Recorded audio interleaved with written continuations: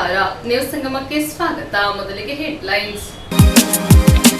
ಕುಶಾಲನಗರ ಪಟ್ಟಣದಲ್ಲಿರುವ 470ನೇ ವಿವಿಧೋದ್ದೇಶ ಮಹಿಳಾ ಸಮಾಜ ನಿಯಮಿತ ಶಿಶು ವಿಹಾರದಲ್ಲಿ ಆರೋಗ್ಯ ಇಲಾಖೆ ವತಿಯಿಂದ ತೀವ್ರತರ ಅತಿಸಾರ ಕೊನೆಗೊಳಿಸುವ ಅಭಿಯಾನ ಕಾರ್ಯಕ್ರಮ ಹಮ್ಮಿಕೊಳ್ಳಲಾಗಿತ್ತು. ಇನ್ಸ್ಟಾಗ್ರಾಂನಲ್ಲಿ ಯುವಕ ಹಾಗೂ ವಿವಾಹಿತೆಯ ನಡುವೆ ಪರಿಚಯ ನಡೆದಿದ್ದು 10 ದಿನದಲ್ಲಿ ಪ್ರೀತಿ ಪ್ರೇಮ ಪ್ರಣಯದ ನಂತರ ಕೊಲೆ ಮಾಡಿರುವ ಘಟನೆ ಸಂಭವಿಸಿದೆ. ಶನಿವಾಸಂತೆ ಹೋಬಳಿಯ ನಾಕಲಗೂಡು ಗ್ರಾಮದ ಶ್ರೀ ಮಹಾಗಣಪತಿ ದೇವಸ್ಥಾನದ ಪ್ರತಿಷ್ಠಾಪನಾ ಕಾರ್ಯ ನಡೆಯಿತು.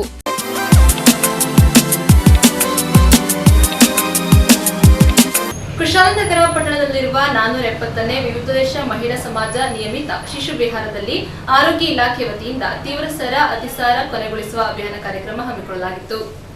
ಜಿಲ್ಲಾಡಳಿತ, ಜಿಲ್ಲಾ ಪಂಚಾಯತ್, ರಾಷ್ಟ್ರೀಯ ಆರೋಗ್ಯ ಅಭಿಯಾನ, ಜಿಲ್ಲಾ ಆರೋಗ್ಯ ಮತ್ತು ಕುಟುಂಬ ಕಲ್ಯಾಣ ಇಲಾಖೆ, ಆರ್ಸಿಎಚ್ ವಿಭಾಗ ಕೊಡಗು ಜಿಲ್ಲೆ ಇವರ ವತಿಯಿಂದ ಕುಶಾಲನಗರ ಪಟ್ಟಣದಲ್ಲಿರುವ 470ನೇ ವಿವಿಧೋದ್ದೇಶ ಮಹಿಳಾ ಸಮಾಜ ನಿಯಮಿತ ಶಿಶು ವಿಹಾರದಲ್ಲಿ ತೀವ್ರತರ ಅತಿಸಾರ ಕೊನೆಗೊಳಿಸುವ ಅಭಿಯಾನ ಕಾರ್ಯಕ್ರಮವನ್ನು ಹಮ್ಮಿಕೊಳ್ಳಲಾಗಿತ್ತು. ಕಾರ್ಯಕ್ರಮದ ವೇದಿಕೆಯಲ್ಲಿ ಆರೋಗ್ಯ ಅಧಿಕಾರಿ ಇಂದುಧರ್, ಮಕ್ಕಳ ವೈದ್ಯರಾದ ಶಿವಕುಮಾರ್, ಆರೋಗ್ಯ ಇಲಾಖೆಯ ಕ್ಷೇತ್ರ ಶಿಕ್ಷಣಾಧಿಕಾರಿ ಶಾಂತಿ, ಮಹಿಳಾ ಸಮಾಜದ ಕಾರ್ಯದರ್ಶಿ ಶೈಲರವರು ಉಪಸ್ಥಿತರಿದ್ದರು. ಇದೇ ಸಂದರ್ಭ ಮಕ್ಕಳಿಗೆ ವಿವಿಧ ಆರೋಗ್ಯಕರ ಮಾಹಿತಿಯನ್ನು ನೀಡಲಾಯಿತು. ಮಕ್ಕಳಿಗೆ ಸರಿಯಾದ ಸಮಯದಲ್ಲಿ ನಾವು ಸರಿಯಾದ ಚಿಕಿತ್ಸೆಯನ್ನು ನೀಡಿ ಆ ಮಕ್ಕಳಿಗೆ ಆಗುವಂತಹ ಪ್ರಾಣಾಪಾಯವನ್ನು ತಡೆಗಟ್ಟುವಂಥದ್ದು ಈ ಕಾರ್ಯಕ್ರಮದ ಮೂಲ ಉದ್ದೇಶ. ಏನು ಅತಿಸಾರ ಬೇದಿ ನಾವು ಶುಚಿತ್ವ ಕಾಪಾಡಿಕೊಳ್ಳಿಲ್ಲ ಅಂತ ಹೇಳಿದರೆ, ತಯಾರಿಸುವಂಥ ಆಹಾರ ಶುದ್ಧವಾಗಿಲ್ಲ, ಸುರಕ್ಷಿತವಾಗಿಲ್ಲ ಅಂತ ಹೇಳಿದರೆ ಈ ಅತಿಸಾರ ಬೇದಿ ಆಗುವಂತಹ ಸಾಧ್ಯತೆಗಳು ಜಾಸ್ತಿ ಇರುತ್ತೆ. ಅದರಿಂದ ಈಗಾಗಲೇ ಮಕ್ಕಳ ತಜ್ಞರು ತಿಳಿಸಿದಾಗೇ ನಾವು ನಮ್ಮ ವೈಯಕ್ತಿಕ ಶುಚಿತ್ವ ಹಾಗೆ ಆಹಾರದ ಶುಚಿತ್ವವನ್ನು ಕಾಪಾಡಿಕೊಳ್ಳೋದ್ರಿಂದ ಈ ಕಾಯಿಲೆಯನ್ನು ತಡೆಗಟ್ಟಬಹುದು. ಅದೇ ರೀತಿ ಹಲವಾರು ಕಾರಣಾಂತರಗಳಿಂದ ಈ ಅತಿಸಾರ ಬೇದಿ ಪ್ರಕರಣಗಳು ಕಂಡು ಬಂದಂಥ ಸಂದರ್ಭದಲ್ಲಿ ನಮಗೆ ಬೇಕಾಗಿರುವಂಥ ರಾಮಬಾಣ ಅಂದರೆ ಏನು ಸಮಸ್ಯೆ ಆಗದಾಗೆ, ಜೀವಕ್ಕೆ ಅಪಾಯ ಆಗದಾಗೆ, ಮಕ್ಕಳ ಆರೋಗ್ಯವಾಗಬೇಕು ಅಂತ ಹೇಳಿದ್ರೆ ನಮಗೆ ಇರುವಂಥ ನಾವು ಸರ್ಕಾರದ ವತಿಯಿಂದ ಶುರು ಮಾಡಿದಾಗ ಇದಕ್ಕೆ ಜೋಡಿ ನಂಬರ್ 1 ಅಂತ ಹೆಸರನ್ನು ಇಟ್ಟಿದ್ರು. ಇವಾಗಲೂ ಸಮೇತ ಅದು ಜೋಡಿ ನಂಬರ್ 1 ಅನ್ನೋ ಒಂದು ಹೆಸರಲ್ಲೇ ಪ್ರತಿನಿತ್ಯದ ಜೋಡಿ ನಂಬರ್ 1 ಅಂತ ಹೇಳಿದ್ರೆ ಒಂದು ORS ಎರಡನ್ನ ಒಟ್ಟಿಗೆ ಕೊಡೋದ್ರಿಂದ ಮಕ್ಕಳ ಏನು ನಿರ್ಜಲೀಕರಣ ಇರುತ್ತೆ, ಅತಿಸಾರ ಬೇದಿಯಿಂದ ಉಂಟಾಗುವಂತಹ ನಮ್ಮ ದೇಹದಲ್ಲಿ ನೀರಿನ ಮತ್ತು ಲವಣಾಂಶಗಳ ಏನು ಕಡಿಮೆ ಆಗುತ್ತೆ, ಇದನ್ನ ಮತ್ತೆ ಸರಿಪಡಿಸೋದಕ್ಕೆ ORS ಸಹಾಯ ಮಾಡುತ್ತೆ. ಅದೇ ರೀತಿ ಜಿಂಕು ನಮ್ಮ ಕರುಳನ್ನು ಮಾಡಿ ನಿರ್ಜಲೀಕರಣದ ತೀವ್ರತೆಯನ್ನು ಕಡಿಮೆ ಮಾಡಿ ಸಮಸ್ಯೆಯನ್ನು ತಡೆಗಟ್ಟಲಿಕ್ಕೆ ಸಾಧ್ಯ ಆಗುತ್ತೆ. ಅದೇ ರೀತಿ ಅದಕ್ಕಿಂತ ಮುಖ್ಯವಾಗಿ ಶುಚಿತ್ವ, ನಮ್ಮ ವೈಯಕ್ತಿಕ ಶುಚಿತ್ವ ಅಂತ ಹೇಳಿದ್ರೆ ಕೈ ಮೂಲಕ ಆಹಾರವನ್ನು ನಾವು ತಗೊಳ್ತೀವಿ. ಸೊ ನಮ್ಮ ಕೈಯ ಸ್ವಚ್ಛತೆಯನ್ನು ಕಾಪಾಡ್ಕೊಳ್ಳೋದು ತುಂಬಾ ಮುಖ್ಯ. ಪ್ರತಿದಿನ ಬೆಳಗ್ಗೆಯಿಂದ ಮಲಗೋ ತನಕ ನಾವು ಹಲವಾರು ಕೆಲಸಗಳನ್ನ ಮಾಡ್ತಾ ಇರ್ತೇವೆ. ಮಕ್ಕಳು ಹಲವಾರು ಕಡೆ ಆಟ ಆಡುವಂಥದ್ದು, ಹೋಗುವಂಥದ್ದು ಇರುತ್ತೆ. ಸೊ ಇಂಥ ಸಂದರ್ಭದಲ್ಲಿ ಮುಟ್ಟುವಂಥ ವಸ್ತುಗಳಲ್ಲಿ ಕ್ರಿಮಿಕೀಟಗಳಿರುತ್ತೆ, ಕೊಳೆ ಅಂಶಗಳಿರುತ್ತೆ. ಇದರಿಂದ ಅವರು ಕೈಯನ್ನು ತೊಳೆಯೋದೇನೆ ನೇರವಾಗಿ ಬಾಯಿಗೆ ಹಾಕೊಳ್ಳುವಂಥದ್ದು ಅಥವಾ ಆಹಾರ ಸೇವಿಸೋದ್ರಿಂದ ಕ್ರಿಮಿಕೀಟಗಳು ಮತ್ತು ಕೊಳೆ ಅಂಶಗಳು, ವಿಷಕಾರಿ ಅಂಶಗಳು ದೇಹನ ನೇರವಾಗಿ ಸೇರುತ್ತೆ. ಮಕ್ಕಳಲ್ಲಿ ಸಾಮಾನ್ಯ ರೋಗ ನಿರೋಧಕ ಶಕ್ತಿ ಕಡಿಮೆ ಇರೋದ್ರಿಂದ ಈ ಎಲ್ಲ ಅಂಶಗಳು ದೇಹದಲ್ಲಿ ವಿಷಕಾರಿ ಅಂಶಗಳ ಬದಲಾವಣೆಯಾಗಿ ಅತಿಸಾರ ಬೇದಿ ಮಾಡುತ್ತೆ. ಇದರಿಂದ ಮಕ್ಕಳ ಪ್ರಾಣಕ್ಕೂ ಅಪಾಯ ಆಗೋ ಸಾಧ್ಯತೆ ಇರುತ್ತೆ. ಇದರಿಂದ ಈಗಾಗಲೇ ಮಕ್ಕಳ ತಜ್ಞರು ತಿಳಿಸಿದಾಗೇನೆ ನಾವು ಸಣ್ಣ ಮಕ್ಕಳಲ್ಲಿ ಅಂಗನವಾಡಿ ಹಂತದಿಂದಲೂ ಎಲ್ಲ ಶಾಲೆ ಹಂತದಲ್ಲೂ ಸಮೇತ ಪ್ರತಿ ಮಗುವಿಗೂ ಸಮೇತ ಪ್ರತಿದಿನ ಕೈಯನ್ನು ಯಾವ ರೀತಿ ತೊಳ್ಕೊಳ್ಬೇಕು, ಯಾವ ಸಂದರ್ಭದಲ್ಲಿ ಕೈಯನ್ನು ತೊಳಿಬೇಕು ಅನ್ನೋ ಪ್ರತಿ ಅಂಶವನ್ನು ನಾವು ಪ್ರತಿದಿನ ಹೇಳ್ತಾ ಬಂದರೆ ಖಂಡಿತ ಮಕ್ಕಳು ತಮ್ಮ ಪ್ರತಿನಿತ್ಯ ದಿನದ ಚಟುವಟಿಕೆಗಳಲ್ಲಿ ಅದನ್ನು ಅಳವಡಿಸ್ಕೊಳ್ತಾರೆ. ಸೊ ಇದರಿಂದ ಈ ಅತಿಸಾರ ಬೇದಿಯನ್ನು ತಡೆಗಟ್ಟುವಂಥ ಏನು ನಾವು ಪಾಕ್ಷಿಕ ಮತ್ತು ಕಾರ್ಯಕ್ರಮ ಮಾಡ್ತಾ ಇದ್ದೀವಿ ಅದೊಂದು ಅರ್ಥಪೂರ್ಣ ಆಗಿರುತ್ತೆ. ಈ ದಿನ ಸರ್ ಈಗಾಗಲೇ ನೀಡಿರುವಂಥ ಮಾಹಿತಿ ನಾವು ಹೇಳೋದವ್ರಿಗೆ ತುಂಬ ತರವಡೆ ಹೋಗಲ್ಲ. ಅಟ್ಲೀಸ್ಟ್ ಟೀಚರ್ಸ್ ನಾವು ಹೇಳೋದನ್ನ ಅರ್ಥ ಮಾಡಿಕೊಂಡು ಅವರು ಪೋಷಕರಲ್ಲಿ ಇದನ್ನು ತಿಳಿಸ್ಬೇಕು. ಬಟ್ ಮಕ್ಕಳಲ್ಲಿ ಸಣ್ಣ ಪುಟ್ಟ ಚೇಂಜಸ್ಸು ಹ್ಯಾಂಡ್ ವಾಷಿಂಗ್ ಮುಖಾಂತರ ಅವ್ರು ಹೇಳ್ಕೊಡ್ಬೇಕು. ಅದು ಈಗ ಒಂದು ಸರಿ ಹೇಳ್ತಾ ಬರುವಂಥದ್ದಲ್ಲ, ನೀವು ಪ್ರತಿ ಬಾರಿ ಹೇಳಬೇಕು. ಈ ದಿನ ಕಾರ್ಯಕ್ರಮ ಅತಿಸಾರ ಬೇದಿ ನಿಯಂತ್ರಣ ಕಾರ್ಯಕ್ರಮ ಅಂತ. ಅಂದರೆ ಮಕ್ಕಳಲ್ಲಿ ಈ ವಾಂತಿ ಬೇದಿಯನ್ನು ತಡೆಗಟ್ಟಲಿಕ್ಕೆ ನಾವೊಂದು ಜಾಗೃತಿ ಮೂಡಿಸಿದ ಕಾರ್ಯಕ್ರಮ ಎಲ್ಲ ಕಡೆ ನಡೀತಾ ಇದೆ.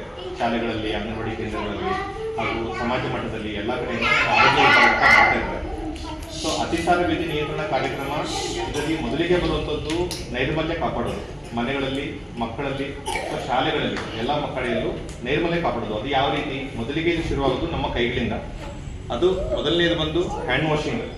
ಸೊ ಮಕ್ಕಳಲ್ಲಿ ಬನ್ನಿ ಹ್ಯಾಂಡ್ ವಾಷಿಂಗ್ ಬಗ್ಗೆ ಹೇಳ್ಕೊಡ್ಬೇಕು. ಎರಡನೆಯದು, ಮನೆ ಬಿಟ್ಟರೆ ಮಕ್ಕಳು ತುಂಬ ಟೈಮ್ ಇರೋದು ಶಾಲೆಗಳಲ್ಲಿ. ಆ ಶಾಲೆಗಳಲ್ಲಿ ಸಹ ಪ್ರತಿ ಹಂತದಲ್ಲೂ ಅವರಿಗೆ ಹ್ಯಾಂಡ್ ವಾಷಿಂಗ್ ಸ್ಟೆಪ್ಸ್ ಬಗ್ಗೆ ಕರೆಕ್ಟಾಗಿ ಹೇಳ್ಕೊಡ್ಬೇಕು.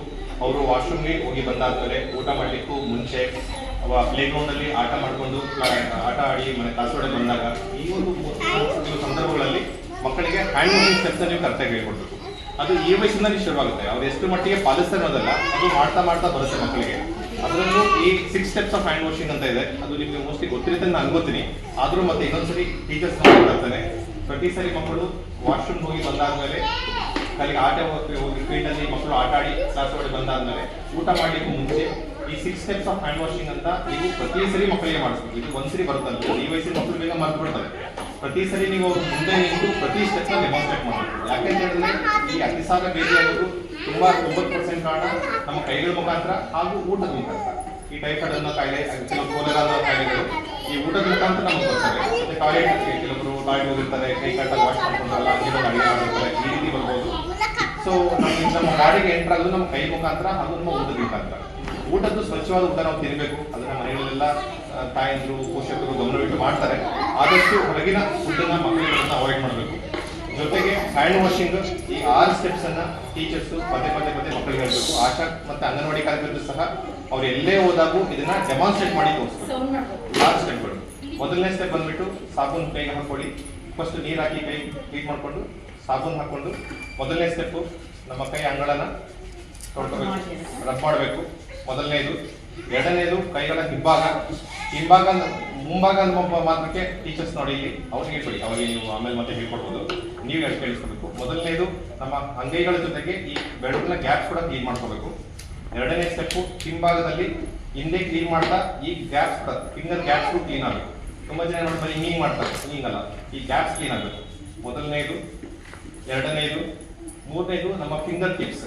ಒಂದು ತುಂಬಾ ಕೊಳೆ ಉಳ್ಕೊಳ್ಳೋದು ನಮ್ಮ ಬೆರಳಿನ ಗ್ಯಾಪ್ಸ್ ಅಲ್ಲಿ ಕೊಳೆ ಉಳ್ಕೊಂಡಿರುತ್ತೆ.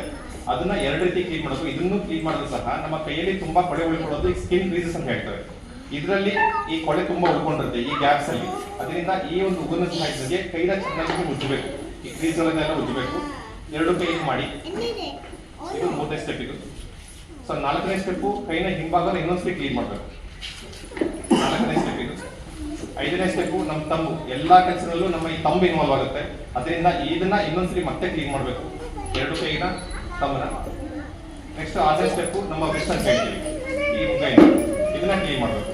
ಎಷ್ಟೊತ್ತು ನಾವು ವಾಶ್ ಮಾಡಬೇಕು ಅಂತ ತುಂಬಾ ಜನ ಕೇಳ್ತಾರೆ. ಯೂಶಲಿ 30 ರಿಂದ 50 second, 30 second minimum hand wash ಮಾಡಲೇಬೇಕು.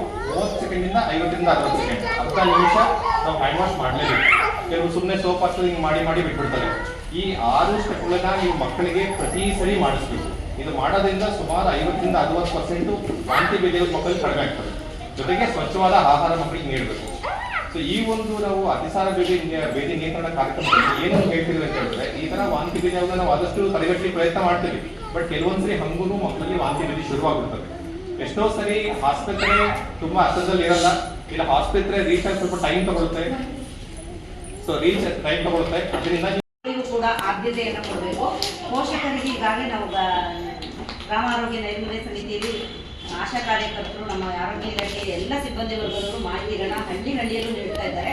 ಹಾಗೆ ಈಗ ಹೆಚ್ಚು ಮಕ್ಕಳು ಸೇರುವ ಕಡೆ ನಾವು ಒಂದು ತಾಲೂಕಿನ ಮುಕ್ತ ಸ್ವಚ್ಛ ಕಾರ್ಯಕ್ರಮವನ್ನು ಯಾಕೆ ಆಯೋಜಿಸಿದ್ರೆ ಹೆಚ್ಚು ಮಕ್ಕಳು ಸೇರುವ ಕಡೆ ಸ್ವಚ್ಛತೆಯನ್ನ ಹೇಳ್ಬೋದು, ORS ಡೆಮಾನ್ಸ್ಟ್ರೇಷನ್ ತೋರಿಸ್ಬೋದು, ಮತ್ತೆ ಕೈ ತೊಳೆಯೋ ವಿಧಾನವನ್ನು ಡೆಮಾನ್ಸ್ಟ್ರೇಷನ್ ಮೂಲಕ ತೋರಿಸ್ಬೋದು ಅಂತ ಈ ಕಾರ್ಯಕ್ರಮವನ್ನು ಇಲ್ಲಿ ಆಯೋಜಿಸಿದ್ದೇವೆ.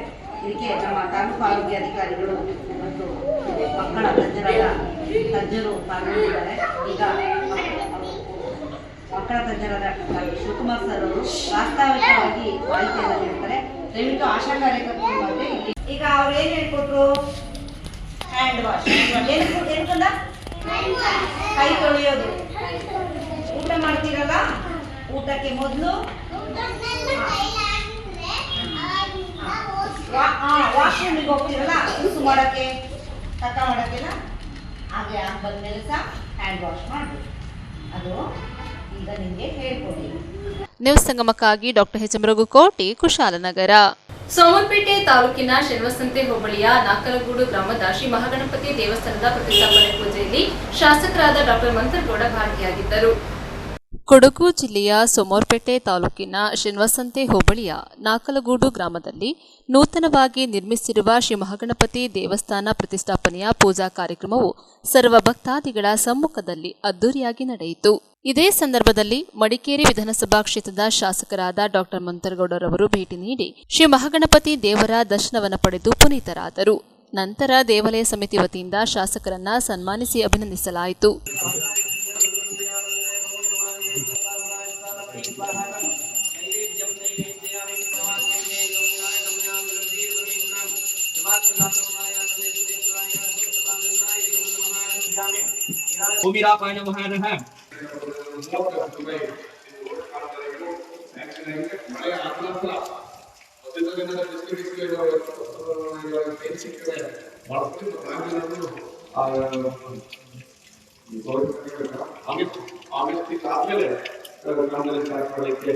ಮೊದಲನೇದಾಗಿ ಗಣಪತಿ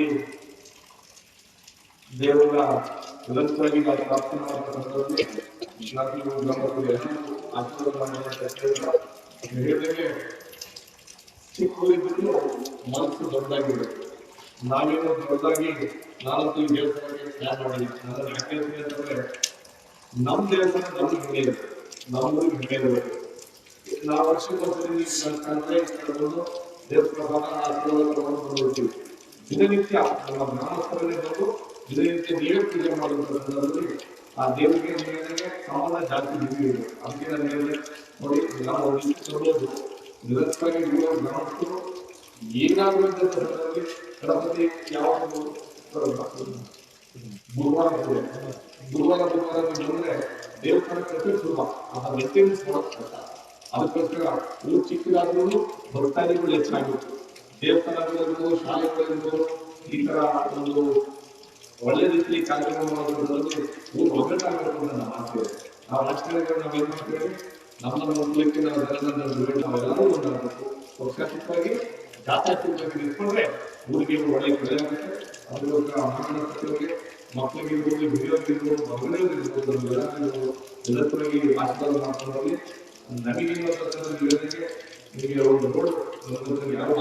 ನ್ಯೂಸ್ ಸಂಗಮಕ್ಕಾಗಿ ಡಾ ಎಚ್ ಎಂ ರಘುಕೋಟಿ, ಕುಶಾಲನಗರ. ಕೆಆರ್ಪೇಟೆ ತಾಲೂಕಿನ ಕಲ್ಲಹಳ್ಳಿಯ ಶ್ರೀ ಲಕ್ಷ್ಮೀ ವರಹನಾಥ ದೇವಾಲಯದಲ್ಲಿ ಅಮಾವಾಸ್ಯೆ ಅಂಗವಾಗಿ ವಿಶೇಷ ಪೂಜೆ ಸಲ್ಲಿಸಲಾಯಿತು. ಆಷಾಢ ಮಾಸದ ಮೊದಲ ಅಮಾವಾಸ್ಯೆ ಅಂಗವಾಗಿ ಕೆಆರ್ಪೇಟೆ ತಾಲೂಕಿನ ಪುರಾಣ ಪ್ರಸಿದ್ಧ ಪುಣ್ಯಕ್ಷೇತ್ರ ಭೂವೈಕುಂಠವೆಂದೇ ಪ್ರಸಿದ್ಧವಾದ ಕಲ್ಲಹಳ್ಳಿಯ ಭೂದೇವಿ ಸಮೇತ ಶ್ರೀ ಲಕ್ಷ್ಮೀ ವರಹನಾಥ ಸ್ವಾಮಿಗೆ 500 ಕೆಜಿ ಪುಳಿಯೋಗರೆ, 100 ಕೆಜಿ ಸಕ್ಕರೆ ಪೊಂಗಲ್ ಹಾಗೂ 100 ವಿವಿಧ ಬಗೆಯ ಭಕ್ಷ್ಯಗಳ ಮಹಾ ನೈವೇದ್ಯ ಸಮರ್ಪಣೆ ಮಾಡಲಾಯಿತು. ಮೈಸೂರಿನ ಬ್ರಹ್ಮತಂತ್ರ ಸ್ವತಂತ್ರ ಪರಕಾಲ ಸ್ವಾಮಿ ಮಠದಿಂದ ಲೋಕ ಕಲ್ಯಾಣಕ್ಕಾಗಿ ಶಾಂತಿ ಹೋಮ ನೆರವೇರಿಸಲಾಯಿತು. ದೇವಾಲಯದ ವ್ಯವಸ್ಥಾಪನಾ ಸಮಿತಿಯ ಮ್ಯಾನೇಜಿಂಗ್ ಟ್ರಸ್ಟಿಗಳಾದ ಶ್ರೀನಿವಾಸ್ ರಾಘವನ್ ರವರ ನೇತೃತ್ವದಲ್ಲಿ ವಿಶೇಷ ಪೂಜಾ ಕಾರ್ಯಕ್ರಮಗಳನ್ನು ಹಮ್ಮಿಕೊಳ್ಳಲಾಗಿತ್ತು. ಭೂವರಹನಾಥ ಕ್ಷೇತ್ರಕ್ಕೆ ಹರಿದು ಬಂದ ಭಕ್ತ ಸಾಗರ, ಮೊಳಗಿದ ಜಯಘೋಷಗಳು.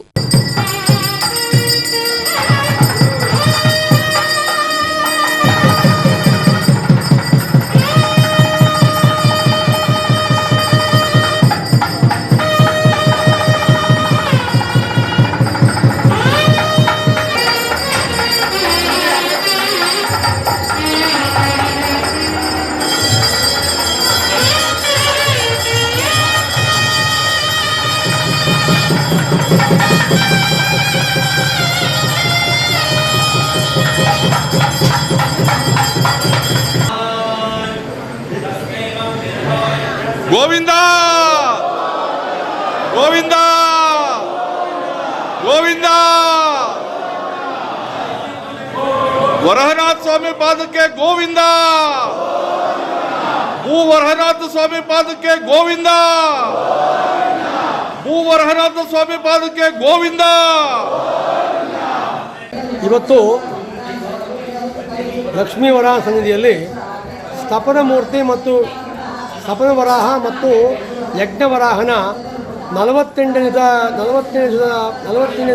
ಕಾರ್ಯಕ್ರಮ ಮುಗಿತು. ಆ ಸಂಬಂಧವಾಗಿ ಹೋಮ ಹವನಗಳು, ಶಾಂತಿ ಹೋಮ, ಪೂರ್ಣಾಹುತಿ ಎಲ್ಲವೂ ಸಾಂಗವಾಗಿ ನೆರವೇರಿತು. ಈ ಸಂಬಂಧವಾಗಿ ಭಗವಂತನಿಗೆ ಮಹಾ ನಿವೇದನವನ್ನು ನೆರವೇರಿಸಲಾಯಿತು.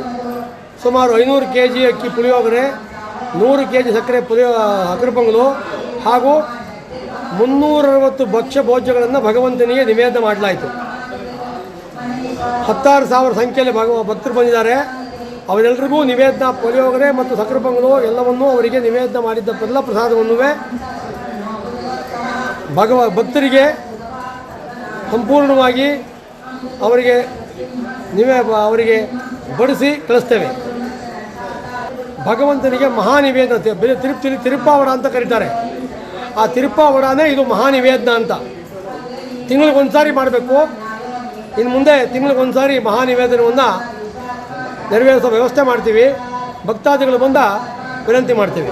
ತಮ್ಮ ಹೆಸರು ಗೊತ್ತೇ? ಶ್ರೀನಿವಾಸ ರಾಘವನ್, ಪರಕಾಲ ಸ್ವಾಮಿ ಮಠ, ವರಹನಾಥ ಕಲ್ಲಹಳ್ಳಿ. ನ್ಯೂಸ್ ಸಂಗಮಕ್ಕಾಗಿ ಡಾಕ್ಟರ್ ಕೆಆರ್ ನೀಲಕಂಠ, ಕೆಆರ್ಪೇಟೆ. ವಿರಾಜಪೇಟೆ ತಾಲೂಕಿನ ಅರ್ಜಿ ಗ್ರಾಮದ ಸರ್ಕಾರಿ ಹಿರಿಯ ಪ್ರಾಥಮಿಕ ಶಾಲೆಗೆ ಗ್ರಾಮ ಪಂಚಾಯಿತಿ ವತಿಯಿಂದ ಉಚಿತ ಕೊಡೆ ಹಾಗೂ ಸಮವಸ್ತ್ರದ ವೆಚ್ಚ ಭರಿಸಲಾಯಿತು. ವಿರಾಜಪೇಟೆ ತಾಲೂಕಿನ ಅರ್ಜಿ ಗ್ರಾಮ ಪಂಚಾಯತ್ ವತಿಯಿಂದ ಸರ್ಕಾರಿ ಹಿರಿಯ ಪ್ರಾಥಮಿಕ ಶಾಲೆ ಅರ್ಜಿ ಗ್ರಾಮದ 36 ವಿದ್ಯಾರ್ಥಿಗಳಿಗೆ ಉಚಿತ ಕೊಡೆ ಮತ್ತು ಸಮವಸ್ತ್ರ ಹೊಲಿಗೆ ವೆಚ್ಚವನ್ನು ಭರಿಸಲಾಯಿತು. ಕಾರ್ಯಕ್ರಮದಲ್ಲಿ ಅರ್ಜಿ ಗ್ರಾಮ ಪಂಚಾಯತ್ ಮಾನ್ಯ ಅಧ್ಯಕ್ಷರಾದ ಶ್ರೀಮತಿ ಫಾತಿಮಾ ಮತ್ತು ಮಾನ್ಯ ಉಪಾಧ್ಯಕ್ಷರಾದ ಕವಿತಾ ಮತ್ತು ಸದಸ್ಯರಾದ ಕಬಚಿರ ಬೋಪಣ್ಣ, ಉಪೇಂದ್ರ, ಪಂಚಾಯತ್ ಅಭಿವೃದ್ಧಿ ಅಧಿಕಾರಿ ಶ್ರೀಮಾನ್ ಪ್ರಮೋದ್, ಕಾರ್ಯದರ್ಶಿ ಮತ್ತು ಶಾಲಾ ಮುಖ್ಯ ಉಪಾಧ್ಯಾಯರು, ಶಿಕ್ಷಕರು, ವಿದ್ಯಾರ್ಥಿಗಳು ಪಾಲ್ಗೊಂಡಿದ್ದರು. ನ್ಯೂಸ್ ಸಂಗಮಕ್ಕಾಗಿ ವಂಶಿಯಾನಿ, ಕುಶಾಲನಗರ. ಇನ್ಸ್ಟಾಗ್ರಾಂನಲ್ಲಿ ಯುವಕ ಹಾಗೂ ವಿವಾಹಿತೆಯ ಪರಿಚಯ, 10 ದಿನದಲ್ಲಿ ಪ್ರೀತಿ ಪ್ರೇಮ ಪ್ರಣಯ. ಬೆಳಿಗ್ಗೆ ಜಾಲಿ ರೈಡ್, ಸಂಜೆ ಪ್ರಿಯತಮೆ ಮೇಲಿದ್ದ ಚಿನ್ನಾಭರಣ ದೋಚಿ ಕೊಲೆ ಮಾಡಿರುವ ಘಟನೆ ಕೆಆರ್ಪೇಟೆ ತಾಲೂಕಿನಲ್ಲಿ ನಡೆದಿದೆ. ಇನ್ಸ್ಟಾಗ್ರಾಂನಲ್ಲಿ ಯುವಕ ವಿವಾಹಿತೆಯ ಪರಿಚಯ, 10 ದಿನದಲ್ಲಿ ಪ್ರೀತಿ ಪ್ರೇಮ ಪ್ರಣಯ. ಬೆಳಿಗ್ಗೆ ಮೈಸೂರು ಮಂಡ್ಯದಲ್ಲಿ ಜಾಲಿ ರೈಡ್, ಸಂಜೆ ಪ್ರಿಯತಮೆ ಮೈ ಮೇಲಿದ್ದ ಚಿನ್ನಾಭರಣ ದೋಚಿ ಬರ್ಬರ್ ಹತ್ಯೆಯಾಗಿರುವ ಘಟನೆ ಸಕ್ಕರೆ ನಗರಿ ಮಂಡ್ಯದಲ್ಲೊಂದು ಬೆಚ್ಚಿ ಬೀಳಿಸುವ ಹತ್ಯೆ ನಡೆದಿದೆ. ಕೆಆರ್ಪೇಟೆ ತಾಲೂಕಿನ ಕರೋಟಿ ಗ್ರಾಮದಲ್ಲಿ ಈ ಘಟನೆ ಸಂಭವಿಸಿದೆ. ಹಾಸನ ಜಿಲ್ಲೆಯ ಹೊಸಕೊಪ್ಪಲು ಗ್ರಾಮದ 35 ವರ್ಷದ ಪ್ರೀತಿ ಪ್ರಿಯಕರನಿಂದಲೇ ಹತ್ಯೆಗೊಳಗಾದ ನತದೃಷ್ಟ ಮಹಿಳೆ. ಕರೋಟಿ ಗ್ರಾಮದ ಪುನೀತ್ ಕೊಲೆಗೈದ ಕೀಚಕ. ಕೆಲವು ದಿನಗಳ ಹಿಂದೆ ಇನ್ಸ್ಟಾಗ್ರಾಂನಲ್ಲಿ ಪರಸ್ಪರ ಪರಿಚಯವಾಗಿದ್ದ ಪ್ರೀತಿ ಮತ್ತು ಪುನೀತ್. ಒಂದೆರಡು ದಿನದಲ್ಲಿ ಪ್ರೀತಿ ಪ್ರೇಮ ಪ್ರಣಯ, ಗಂಡ ಮಕ್ಕಳಿದ್ದರೂ ಪುನೀತ್ ಜೊತೆ ಲವಿಡವಿಯಲ್ಲಿ ಬಿದ್ದಿದ್ದ ಪ್ರೀತಿ. ಕಳೆದ ಭಾನುವಾರ ಮೈಸೂರಿಗೆ ಒಟ್ಟಿಗೆ ಕಾರಿನಲ್ಲಿ ತೆರಳಿದ್ರು. ಇಬ್ಬರು ಮೈಸೂರು ಮಂಡ್ಯ ಪ್ರವಾಸಿ ಸ್ಥಳಗಳಲ್ಲಿ ಸುತ್ತಾಡಿ ಎಂಜಾಯ್ ಮಾಡಿದ್ರು. ನಂತರ ಕೆಆರ್ಪೇಟೆಯ ಕತ್ತರಘಟ್ಟ ಅರಣ್ಯ ಪ್ರದೇಶದಲ್ಲಿ ಇಬ್ಬರ ನಡುವೆ ಜಗಳ ಸಂಭವಿಸಿ ಅಲ್ಲೇ ಕೊಲೆಗೈದು ಚಿನ್ನಾಭರಣ ದೋಚಿದ ಐನಾತಿ ಕಳ್ಳ. ಬಳಿಕ ಕರೋಟಿ ಗ್ರಾಮದ ತನ್ನ ಜಮೀನಿನಲ್ಲಿ ಪ್ರಿಯತಮ ಶವ ಬಚ್ಚಿಟ್ಟು ಪ್ರಿಯತಮೆ ಫೋನ್ಗೆ ಬಂದ ಕಾಲ್ನಿಂದಲೇ ತಗ್ಲಾಕೊಂಡ ಐನಾತಿ. ಕಿಕ್ಕೇರಿ ಪೊಲೀಸ್ ಠಾಣೆಯಲ್ಲಿ ಪ್ರಕರಣ ದಾಖಲಾಗಿದೆ. ಇವತ್ತು ದುಡ್ಡಿನ ವ್ಯವಹಾರ ಮಾಡ್ಕೊಳ್ಳೋರು ಅವರು. ನಮ್ಮ ಅಕ್ಕನವೇ ಅವಳುವೆ, ಸುಮಿತ್ರಾ ಅನ್ನೋರುವೆ. ಅವಳಿಗೆ 3 ಲಕ್ಷ ದುಡ್ಡು ಕೊಟ್ಟಿದ್ದಾಳಂತೆ. ಅದು ನನಗೂ ಹೇಳಿದ್ದಾಳೆ 3 ಲಕ್ಷ ದುಡ್ಡು ಕೊಟ್ಟಿದ್ದೀನಿ ಅಂತ. ಇವತ್ತೇ ಮೊನ್ನೆ ಏನು ಮಾಡೋಳೆ, ಯಾರಿಗೂ ಹೇಳ್ಬೇಡ, ನಿಮ್ಮ ಮನೇಲಿ ಯಾರಿಗೂ ಹೇಳ್ಬೇಡ, ದುಡ್ಡು ಕೊಡ್ತೀನಿ ಬಾ, ಇವಳು ಮನೆ ಕಟ್ತೀನಿ ಅಂತ ಹೇಳ್ತಿದ್ಲು. ದುಡ್ಡು ಕೊಡ್ತೀನಿ ಬಾ ಅಂತ ಕರೆಸ್ಕೊಂಡವಳೆ. ಅವಳಿಗೆ ನನಗೆ ಗೊತ್ತಿಲ್ಲ, ಮೈಸೂರು ಗೊತ್ತಿಲ್ಲ, ನನ್ನ ತಂಗಿ ಕರಿತೀನಿ ಅಂತ ಹೇಳೋಳೆ. ನಾನು ಬಿಟ್ಟು ಎಲ್ಲೂ ಹೋಗಲ್ಲ ಅವಳು. ಆಮೇಲೆ ನಿನ್ನ ತಂಗಿ ಕರ್ಕೊ ಬರಬೇಡ, ನೀನು ಒಬ್ಳೆ ಬಾ ಅಂತ ಹೇಳಿರೋದು. ನಾನು ಕಾರ್ ಕಳಿಸ್ತೀನಿ ಅಂತ. ಅವಳಿಗೆ ಡೌಟ್ ಬಂದು ನನ್ನ ಕಾರಲ್ಲಿ ಬರಲ್ಲ ಅಂದವಳೆ. ಇಲ್ಲ ನನ್ನ ತಮ್ಮ ಅಂತ ಹೇಳ್ಬಿಟ್ಟು ಕರೆಸ್ಕೊಂಡಿರೋದು. ಅಲ್ಲಿಗೆ ಹೋದ್ಮೇಲೆ ಅವ್ರ ಮನೆಗೆಲ್ಲ ಹೋಗಿ ಊಟ ಎಲ್ಲ ಮಾಡ್ಕೊಬಿಟ್ಟು ಬಂದವ್ರೆ. ಅಲ್ಲಿ ಸ್ವಲ್ಪ ಜಗಳ ಐತೆ ಅನಿಸುತ್ತೆ. ಅವಾಗ ಏನು ಮಾಡೋಳು, ಅವಳು ಬೇರೆ ಅವನಿಗೆ ಹೇಳ್ಕೊಟ್ಟಿರೋದು, ಅವಳನ್ನ ಮನೆಗೆ ಕಳಿಸ್ಬೇಡ, ಕರ್ಕೊಂಡೋಗಿ ಅವಳನ್ನ ಒಡವೆ ಎಲ್ಲ ಕಿತ್ಕೊಬಿಟ್ಟು ಸಾಕು ಮನೆಗಂತ ಕಳಿಸ್ಬೇಡ ಅಂತ ಹೇಳೋರು. ಅವನು ಒಪ್ಕೊಂಡವನಂತೆ ಸರ್. ಈ ಥರ ಎಲ್ಲ ಮಾಡೋರು. ಅವ್ರು ಹೇಳಿದಕ್ಕೋಸ್ಕರ ನಾನು ಈ ಥರ ಮಾಡಿರೋದು ಅಂತ ಅವರು ಒಪ್ಕೊಂಡವ್ರಂತೆ. ಈಗ ಅವ್ರು ನಮಗೆ ದುಡ್ಡು ಕೊಡಬೇಕು ಸರ್. ಅವಳಿಂದನೇ ನಮ್ಮ ಅಕ್ಕನ ಲೈಫ್ ಹಾಳಾಗಿರೋದು. ನಮ್ಮ ಅಕ್ಕಗೆ 2 ಜನ ಮಕ್ಕಳು ಸರ್. ನನ್ನ ಮಕ್ಕಳು ಎಷ್ಟು ಕಣ್ಣೀರಲ್ಲಿ ಕೈ ತೊಳಿತಾ ಇದ್ದಾವೆ ಗೊತ್ತಾ ಸರ್. ನಮ್ಗೆ ಎಷ್ಟು ದುಃಖ ಐತೆ ಗೊತ್ತಾ ಸರ್. 3 ದಿವಸದಿಂದ ಯಾರು ಇಲ್ದಂಗೆ ಬಿದ್ದವಳೆ ಸರ್. ಅಲ್ಲಿ ಎಷ್ಟು ಟಾರ್ಚರ್ ಕೊಟ್ಟವ್ರಂತೆ ಸರ್. ಇಲ್ಲೆಲ್ಲ ಫುಲ್ಲೆಲ್ಲ ಮಾರ್ಕು ಪಿನ್ನದಲ್ಲೆಲ್ಲ ಚುಚ್ಚವ್ರಂತೆ. ಅವಳಿಗೆ ತಲೆಗೆಲ್ಲ ಹೊಡೆದು ವೇಲಾಕಿ ಕತ್ತೆಲ್ಲ ಇಸ್ಕಿ. ಭಾನುವಾರ ಹೋಗಿರೋದು, 11 ಗಂಟೆಗೆ ಹೋಗಿರೋದು ಫಂಕ್ಷನ್ ಅಂತ ಹೋಗಿರೋ. ಅವ್ರ ಮನೇಲಿ ಬರ್ತಡೇ ಐತೆ ಅಂತ ಕರೆಸ್ಕೊಂಡಿರೋದು ಅವಳು, ಸುಮಿತ್ರಾ ಅನ್ನೋರು. ಅಲ್ಲಿ ಬರ್ತಡೇನೂ ಇಲ್ಲ, ಏನೂ ಇಲ್ಲ, ಯಾರಿಗೂ ಹೇಳ್ಬೇಡ, ನೀಟಾಗಿ ರೆಡಿ ಆಗ್ಬಾ ಅಂತ. ಇವಾಗ ನನಗಾದ್ರೂ ದೋಸ್ತ ಆದರೆ ನಾವು ಹಂಗೆ ಹೋಗ್ತೀವಿ ಸರ್. ನೀವು ಹೋಗಲ್ವಾ? ಹೋಗ್ತಾ ಇರ್ತೀರ, ಯಾರೇ ಆದರೂ ಹೋಗ್ತಾ ಇರ್ತಾರೆ. ಆ ಥರ ಒಂದು ನಂಬಿಕೆ ಮೇಲೆ ಇವ್ರು 3 ವರ್ಷದಿಂದ ಸಕ್ಕತ್ ಫ್ರೆಂಡು. ಅವ್ರ ಮನೆ ಇಲ್ಲೇ ಇದ್ದಿದ್ದು, ಬಾಡಿಗೆ ಮನೇಲಿ ಇದ್ರಂತೆ. ಈಗ ಒಂದು 2 ತಿಂಗಳಲ್ಲಿ ಮನೆ ಖಾಲಿ ಮಾಡ್ಕೊಂಡು ಹೋಗವ್ರೆ. ಅವಳೇ ಮಾಡೋಳೆ, ಅಲ್ಲೇ ಗೋಕುಲ್ ದಾಸ್ಗೆ ಹೋಯ್ತಾವಳೆ ಅವಳು ಕರೆಸ್ಕೊಬಿಟ್ಟು ಈ ಥರ ಮಾಡೋಳು ಸರ್. ದುಡ್ಡು ವಾಪಸ್ ಕೊಡ್ಬೇಕಲ್ಲ ಅಂತ ಇವಳು ಒಡವೆ ಎಲ್ಲ ಹಾಕೊಂಡು ಹೋಗೋಳಲ್ಲ. ಇವಳು ಚೆನ್ನಾಗಿದ್ಲು, ಒಡವೆ ಎಲ್ಲ ಚೆನ್ನಾಗಿ ಹಾಕೊಳ್ಳೋಳಲ್ಲ, ಅವಳಿಗೆ ಹೊಟ್ಟೆ ಕಿಚ್ಚು, ಸಖತ್ ಹೊಟ್ಟೆ ಕಿಚ್ಚಿತ್ತು. ನಾನು ಹೇಳಿದ್ದೆ, ಸ್ವಲ್ಪ ದಿವಸದಿಂದ ಹೇಳಿದ್ದೆ ಅವಳ ಜೊತೆ ಜಾಸ್ತಿ ಒಡ್ಡಾಡಬೇಡ ಅಂತವ. ಆ ಥರ ಏನು ಇಲ್ಲ ಬಿಡು, ಫ್ರೆಂಡ್ ಅಲ್ವಾ ಅಂತ ಅವಳು ಅಂದ್ಕೊಂಡು ಒಡ್ಡಾಡ್ತಾ ಇದ್ಲು. ಯಾರೇ ಆದರೂ ಫ್ರೆಂಡ್ ಏನೂ ಮಾಡಲ್ಲ ಅಂತ ನಾವು ಅದೇ ಥರ ಅಂದ್ಕೊಂಡಿದ್ದು. ಅವಳು ಈ ಥರ ನಮ್ಗೆ ಈ ಥರ ಮೋಸ ಮಾಡ್ತಾಳೆ ಅಂತ ಗೊತ್ತಿರ್ತಿಲ್ಲ ಸರ್. ಫೋನ್ ಮಾಡಿದ್ದೀವಿ ಸರ್. ಅವಳು ಏನು ನನಗೆ ಗೊತ್ತಿಲ್ಲ, ಒಂದು ದಿವಸ ರಿಸೀವ್ ಮಾಡಿದ್ಲು, ಫಸ್ಟ್ನೇ ದಿವಸ ರಿಸೀವ್ ಮಾಡಿದ್ಲು. ರಿಸೀವ್ ಮಾಡಿಬಿಟ್ಟು ಪ್ರೀತಿ ಬಂದವಳ ಅಂದಿದ್ದಕ್ಕೆ ಇಲ್ಲ ಅಣ್ಣ ಫೋನ್ ಮಾಡಿದ್ದು ಅಂತ ಅವ್ರ ಮನೆಯವ್ರಿಗೆ ಹೇಳವಳೆ, ನಮ್ಮ ಬಾವಿಗೆ ಹೇಳಿದ್ದಾರೆ. ಅದಾದಮೇಲೆ ಅವತ್ತಿಂದ ಫೋನ್ ಮಾಡಿಲ್ಲ. ಏನಾಯ್ತೆ ಏನು ಬಿಟ್ಟಿತೆ ಅಂತ ಅವಳು ಫೋನ್ ಮಾಡಬೇಕು ಸರ್, ಅವಳು ಫೋನ್ ಮಾಡಿಲ್ಲ. ಈಗ ಅದಕ್ಕೆ ಬೆಳಗ್ಗೆ ಫೋನ್ ಮಾಡಿದ್ದಕ್ಕೆ ಅವಳು ಫೋನ್ ರಿಸೀವ್ ಮಾಡಿಲ್ಲ. ನಾವೇನು ಮಾಡೋಣ ಸರ್? ನಮಗೆ ಈಗ ನಿಮ್ಗೆ ಯಾರ ಮೇಲೆ, ಅವ್ರ ಮೇಲೆ ಅನುಮಾನ ಇದೆಯಾ? ಅವನು ಹೇಳ್ತಾ ಇದ್ದಾನಲ್ಲ, ಅವರೇ ಕರ್ಸಿರೋದು, ಅವ್ರ ಮನೆಗೆಲ್ಲ ಹೋಗಿ ಊಟ ಮಾಡ್ಕೊ ಬಂದಿದ್ದೀವಿ ಅಂತ ಅವ್ನು ಹೇಳ್ತಾ ಇದ್ದಾನಂತೆ. ಅವನು ಆ ಥರ ಕಂಪ್ಲೇಂಟ್ ಕೊಟ್ಟವನೇ. ಅವನು ಅವರಮ್ಮ ಮತ್ತು ಅವ್ರ ಮಗ ಅಂತೆ, ಆನಂದ್ ಅಂತ ಅವ್ರ ಮಗನ ಹೆಸರು. ಅವರೆಲ್ಲ ಸೇರ್ಕೊಂಡು ನಾವು ಮಾಡಿರೋದು, 3 ಜನ ಮಾಡಿರೋದು. ಅವನು ಹೇಳ್ಕೊಟ್ಲಂತೆ ಅವಳನ್ನಂತೂ ಬಿಡ್ಬೇಡ ನೀನು, ಅವಳನ್ನೇನಾದರೂ ಮಾಡಾಕಿ ಸಾಯಿಸ್ಬಿಡು ಅಂತವ. ಅವನು ಅದಕ್ಕೇನೆ ಅವ್ರ ಮನೆ ಹತ್ರ ಕರ್ಕೊಂಡು ಹೋಗಿ ಅವ್ನು ಸಾಯಿಸಿರೋದು. ಆ ಥರ ಮದುವೆಗೆ 16 ವರ್ಷ ಆಯ್ತು ಸರ್. ಮಕ್ಕಳು ಅವನು ದೊಡ್ಡವನು, ಅವನು ಚಿಕ್ಕವನೊಬ್ಬ ಇದ್ದಾನೆ. ಇವ್ರು ಗಾರ್ಮೆಂಟ್ಸಿಗೆ ಹೋಗೋರು, ಗೋಕುಲ್ ದಾಸ್ಗೆ. ಅವ್ರು ಹೋಗೋಕೆ ಹಿಡಿದು 5 ವರ್ಷ ಆಯಿತು ಸರ್. ಅವಾಗ ಪರಿಚಯ ಆಗಿರೋದು. ಈಗ ಒಂದು 3 ವರ್ಷದಿಂದ ಪರಿಚಯ ಆಗಿರೋದು ಅವಳು. ಸುಮಿತ್ರಂದು ಯಾವ ಊರು ಅಂತ ಗೊತ್ತಿಲ್ಲ ಸರ್, ಇಲ್ಲಿ ಬಾಡಿಗೆ ಮನೇಲಿ ಇದ್ಲಂತೆ ಅವಳು. ಅವಾಗಿದ್ದ ಈಗ ಒಂದು 3 ವರ್ಷದಿಂದ ಸಖತ್ ಫ್ರೆಂಡ್ ಆಗಿದ್ರಂತೆ ಅವರು. ಅವ್ರ ಅದಕ್ಕೆ ಇವ್ರಿಗೂ ಗೊತ್ತು. ಇಲ್ಲಿಗೆ ಇನ್ನರ್ ಸರ್ಕಲ್ ಕರ್ಸಿದ್ರಂತೆ, ಕಾರ್ ಕೊಟ್ಟಿದ್ದಾರೆ, ಕಳ್ಸಿದ್ದಾರೆ. ಅಲ್ಲಿಂದ ಅದು ಕೇರ್ಪೇಟೆಯಿಂದ ಕಳ್ಸಿರೋದು, ನನ್ನ ತಮ್ಮ ಅಂತ ಕಳ್ಸಿರೋದು. ಅವ್ನು ಬಂದು ಇಲ್ಲಿಂದ ಕರ್ಕೊಂಡು ಹೋಗೋವಳೆ. ಅವಳಿಗೆ ಹತ್ತಕ್ಕೂ ಭಯ ಐತೆ, ನಾನು ಬರಲ್ಲ ಬಸ್ಕೊಯ್ತೀನಿ ಅಂತ. ಮತ್ತು ಅಲ್ಲೂ ಅವ್ರ ಮನೇಲಿ ಹೇಳೋವಳಂತೆ, ನಾನು ಇಲ್ಲ, ನಾನು ಬಸ್ಕೊಯ್ತೀನಿ. ಇಲ್ಲ ಅಕ್ಕ, ನಾನು ಬಸ್ಕೊಯ್ತೀನಿ, ನಾನು ಕಾರಲ್ಲಿ ಹೋಗಲ್ಲ, ಇಲ್ಲ ಏನೂ ಆಗಲ್ಲ, ಹೋಗು, ಸೇಫಾಗಿ ಬಿಡ್ತಾನೆ ಅಂತ ಕಳ್ಸಿರೋದು ಅವಳು. ಅದು ಅವಳು ಸೇಫಾಗಿ ಬರ್ತೀನಿ ಅಂತ ಆ ಉದ್ದೇಶಕ್ಕೋಸ್ಕರ ಅವಳು ಹೋಗೋವಳೆ. ಈ ಥರ ಆಗುತ್ತೆ ಅಂತ ನಮಗೂ ಗೊತ್ತಿಲ್ಲ ಸರ್. ನಮಗೆ 6 ಗಂಟೆ ಆದರೂ ಮನೆಗೆ ಬಂದಿರ್ತಿಲ್ಲ. ಫಸ್ಟ್ ಫೋನ್ ಮಾಡೋರೆ, ನಮ್ಮಮ್ಮ ಫೋನ್ ಮಾಡಿದಾಗ ಬರ್ತಾ ಇದ್ದೀನಿ ಅಂತ ಹೇಳೋಳೆ. ಬರ್ತಾ ಇದ್ದೀನಿ ಅಂತ ಹೇಳ್ದಕ್ಕೆ ಅವ್ನು ಫೋನ್ ಕಿತ್ಕೊಬಿಟ್ಟು ಕಟ್ ಮಾಡ್ಬಿಟ್ಟವನೆ.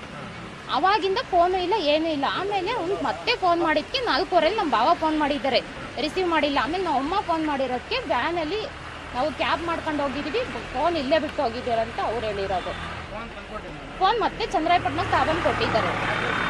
ಇವರು ಹೋಗಿದ್ರು, ನಮ್ಮನೆಯವರು, ನಮ್ಮ ಬಾವ ಎಲ್ಲ ಹೋಗಿದ್ರು. ಆ ಕಂಪ್ಲೇಂಟ್ ಕೊಟ್ಟಿದ್ವಲ್ಲ ಸರ್, ಫೋನ್ ಐತೆ ಬನ್ನಿ ಅಂತ ಹೇಳಿದ್ರು. ಆಮೇಲೆ ಮತ್ತೆ ಸಂಜೆ ಬಂದು ಕೊಟ್ಟೋಗಿದ್ದಾನೆ ಚಂದ್ರಾಯಪಟ್ಟಣಕ್ಕೆ. ಮತ್ತೆ ಮಾರನೇ ದಿವಸಕ್ಕೆ ಸ್ಟೇಷನಿಗೆ ಬರೋಕ್ಕೆ 2 ಗಂಟೆ ವೆಯ್ಟ್ ಮಾಡ್ತಿದ್ದಾನೆ. 9 ಗಂಟೆಗೆ ಬರ್ತೀನಿ ಅಂತಾನೆ 2 ಗಂಟೆ ವೆಯ್ಟ್ ಮಾಡ್ತಿರೋದು. ಅದ್ರಿಂದನೇ ಫೋನ್ ಕೊಡೋಕ್ಕೆ ಅಂತ ಬಂದಲ್ಲ, ನಾನು ಎಲ್ಲ ಹೇಳ್ತೀನಿ ಅಂತ ಸಿಗಾಕೊಂಡ್ಮೇಲೆ ಸರ್ ಅವನೇನು ಮಾಡ್ದ, ಕಂಪ್ಲೇಂಟ್ ಕೊಟ್ಟಿದ್ವಲ್ಲ ಸ್ಟೇಷನ್ ಹತ್ರ ಬಂದಾಗ ಪೊಲೀಸ್ನವ್ರು ಬಾಯಿ ಬಿಡಿಸ್ದಾಗ ಏನನ್ನಂತೆ, ಇಲ್ಲ ಸರ್ ಸೇಫ್ ಆಗಿದ್ದಾರೆ ಅಂತ ಹೇಳಿದ್ರಂತೆ. ಆಮೇಲೆ ಕರ್ಕೊಂಡು ಹೋಗ್ತೀನಿ ಅಂತ ಲೊಕೇಶನ್ ನಾನು ಎಲ್ಲೆಲ್ಲಿ ಕರ್ಕೊಂಡು ಹೋಗಿದ್ದೆ, ಯಾರ ಮನೆ ಹತ್ರ ಕರ್ಕೊಂಡು ಹೋಗಿದೆ ಅಂತ ಎಲ್ಲ ಒಪ್ಕೊಂಡಿದ್ದಾನೆ. ಆಮೇಲೆ ಇವು ಕರ್ಕೊಂಡು ಹೋದಾಗ ಮೊದಲು ಇದ್ದಾಳೆ, ಏನೂ ಮಾಡಿಲ್ಲ, ತೋಟದ ಮನೇಲಿ ಇಟ್ಟಿದ್ದೀನಿ ಅಂತ ಹೇಳಿದಂತೆ ಅವನು. ತೋಟದ ಮನೇಲಿ ಇಟ್ಟಾಗ ಮತ್ತೆ ಮಾರನೇ ದಿವಸಕ್ಕೆ ಸರ್ 3 ಜನ ಶಾಮೀನಾಗಿರೋದು ಅಂತ ಅವ್ನು ಒಪ್ಕೊಂಡಂತೆ. ನಾನೊಬ್ಬ, ನನ್ನ ಜೊತೆ 2 ಜನ ಇದ್ದಾರೆ ಅಂತ ಒಪ್ಕೊಂಡಂತೆ ಅವ್ನು ಫಸ್ಟು. ಆಮೇಲೆ ಮತ್ತೆ ಮಾರನೇ ದಿವಸಕ್ಕೆ ಹೋದ್ರಾಗುತ್ತೆ ಅಂತ ಒಂದು 5:15 ಹೋಗಿದ್ದಾರೆ ಅವರು. 5:15 ಹೋದಾಗ ನಮ್ಗೆ 10:30, 10 ಗಂಟೆ 11 ಗಂಟೆ ಆದರೂ ನಮಗೆ ಗೊತ್ತಾಗಲಿಲ್ಲ. ಆಮೇಲೆ ಎಲ್ಲ ಏನಂದ್ರು ಕಿಕ್ಕೇರಿಗೆ ಬನ್ನಿ ಅಂತ ಹೇಳಿದ್ರು. ಆ ಕಿಕ್ಕೇರಿಗೆ ಹೋದಾಗಲೇ ನಮಗೆ ಗೊತ್ತಾಗಿದ್ದು ನಮ್ಮ ಅಕ್ಕಂದು ಅಲ್ಲಿ ಬಿದ್ದಿದೆ ಅಂತ. ಅದು ಫುಲ್ ಅವ್ನು ಸಾಯಿಸ್ಬಿಟ್ಟು ವೇಲೆಲ್ಲ ಹಾಕ್ಬಿಟ್ಟು ವೇಲೆಲ್ಲ ಹಾಕಿ ತಲೆಗೆಲ್ಲ ಹೊಡೆದು ತಲೆಯೆಲ್ಲ ಗುಂಜಾಡಿ ಓಲೆಲ್ಲ ಕಿತ್ತಿದ್ದಾನೆ. ಓಲೆ ಬಂದಿಲ್ಲ, ಅದು ಓಲೆ ಹಂಗೆ ಕಿವಿಲೇ ಇಕ್ಕಂತೆ. 1 ರಿಂಗ್ ಕಿತ್ಕೊಂಡಿದ್ದಾನೆ, 2 ರಿಂಗ್ ಕಿತ್ಕೊಂಡಿದ್ದಾನೆ, 1 ರಿಂಗು ಕೈಲೇ ಇಟ್ಕಂತೆ, 1 ಬ್ರಾಸ್ಲೆಟ್ ಕಿತ್ಕೊಂಡಿದ್ದಾನೆ, ಆಮೇಲೆ 1 ಮಾಂಗಲ್ಯ ಚೈನ್ ಕಿತ್ಕೊಂಡಿದ್ದಾನೆ. ಆಮೇಲೆ ಇನ್ನೇನೇನು ತಗೊಂಡೋಗಿದ್ಲು ನಮಗೆ ಗೊತ್ತಿಲ್ಲ ಸರ್. ಊರಿಗೆ ಹೋಗ್ತೀನಿ ಅಂತ ಹೋಗಿದ್ದು, ಪಾಪ ಅವಳು ಬರ್ನೇ ಇಲ್ಲ ಸರ್. ನಮ್ಗೆ ಎಷ್ಟು ಬೇಜಾರಾಗುತ್ತೆ ಸರ್. ನಮಗೆ ನನ್ನ ಮಕ್ಕಳು, ಸಣ್ಣ ಮಕ್ಕಳು ಬಿಟ್ಟು ಅವಳು ಆ ಕೆಲಸ ಮಾಡಬಾರ್ದಾಗಿತ್ತು ಸರ್. ಫ್ರೆಂಡು ಅಂತ ಹೋದ್ರೆ ಈ ಕೆಲಸ ಮಾಡಿದ್ರೆ ನಾವೇನು ಮಾಡೋದು ಸರ್? ನಾವೇನು ಮಾಡ್ಕೊಂಡು ಸಾಯೋದು ಸರ್? ಸಣ್ಣ ಮಕ್ಕಳು ಸರ್. ಅವು ಇನ್ನು ಒಬ್ಬ 4ನೇ ಕ್ಲಾಸು, ಅವನಿಗೆ ಎಷ್ಟೋ ಗೊತ್ತಾಗುತ್ತೆ ಬಿಡಿ ಸರ್. ಅವನು 9ನೇ ಕ್ಲಾಸು, 4ನೇ ಕ್ಲಾಸ್ ಹುಡುಗನಿಗೆ ಯಾವ ಥರ ಸಮಾಧಾನ ಮಾಡೋದು ಸರ್ ನಾವು? ಸರ್ ಇಲ್ಲ ಸರ್, ಅವ್ರಿಗೆ ಏನಾದರೂ ಮಾಡಲೇಬೇಕು ಸರ್. ಅವರು ಇಲ್ಲ ಅಂದರೆ ಅವ್ರನ್ನ ನಾವು ಹೇಳ್ತೇಲ್ವಾ, ನಮ್ಮ ಮಕ್ಕಳಿಗೆ ಯಾವ ಥರ ಪರಿಸ್ಥಿತಿ ಬಂದಿದೆ ಅವ್ರಿಗೂ. ನ್ಯೂಸ್ ಸಂಗಮಕ್ಕಾಗಿ doctor KR Neelakanta, KR Pet. ಕೊನೆಯಲ್ಲಿ ಮತ್ತೊಮ್ಮೆ ಹೆಡ್ಲೈನ್ಸ್. ಕುಶಾಲನಗರ ಪಟ್ಟಣದಲ್ಲಿರುವ 470ನೇ ವಿವಿಧೋದ್ದೇಶ ಮಹಿಳಾ ಸಮಾಜ ನಿಯಮಿತ ಶಿಶು ವಿಹಾರದಲ್ಲಿ ಆರೋಗ್ಯ ಇಲಾಖೆ ವತಿಯಿಂದ ತೀವ್ರತರ ಅತಿಸಾರ ಕೊನೆಗೊಳಿಸುವ ಅಭಿಯಾನ ಕಾರ್ಯಕ್ರಮ ಹಮ್ಮಿಕೊಳ್ಳಲಾಗಿತ್ತು. ಇನ್ಸ್ಟಾಗ್ರಾಂನಲ್ಲಿ ಯುವಕ ಹಾಗೂ ವಿವಾಹಿತೆಯ ನಡುವೆ ಪರಿಚಯ ನಡೆದಿದ್ದು ಹತ್ಯೆ ದಿನದಲ್ಲಿ ಪ್ರೀತಿ ಪ್ರೇಮ ಪ್ರಣಯದ ನಂತರ ಕೊಲೆ ಮಾಡಿರುವ ಘಟನೆ ಸಂಭವಿಸಿದೆ. ಶನಿವಾಸಂತೆ ಹೋಬಳಿಯ ನಾಕಲಗೂಡು ಗ್ರಾಮದ ಶ್ರೀ ಮಹಾಗಣಪತಿ ದೇವಸ್ಥಾನದ ಪ್ರತಿಷ್ಠಾಪನಾ ಕಾರ್ಯ ನಡೆಯಿತು.